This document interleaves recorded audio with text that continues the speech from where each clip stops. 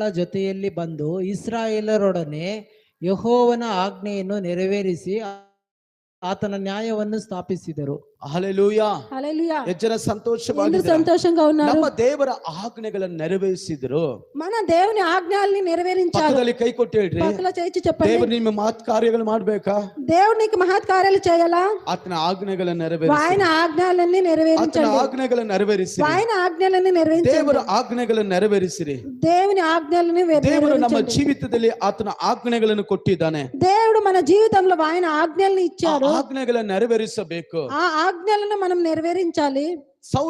ಸೌಲನನ್ನ ದೇವರು ಆರಿಸಿಕೊಂಡಾಗ సౌలుని దేవుని ఆరించుకున్నప్పుడు ಅಮೇಲೇಕರನ್ನ ಪರಿಪೂರ್ಣವಾಗಿ ನಾಶಪಡಿಸು. అమేలేకలను పరిపూర్ణంగా నాశనం ಎಲ್ಲ చేశారు. ಕೂಸುಗಳನ್ನು ಕೂಡ ಬಿಡಬೇಡ. చిన్న పిల్లలను కూడా ఇడద్దండి. ಗಂಡು ಹೆಂಗಸರು ಪ್ರಾಣಿ ಎಲ್ಲನ್ನು ಕೂಡ ಸರ್ವನಾಶ ಮಾಡು. ಗಂಡು ಹೆಣ್ಣು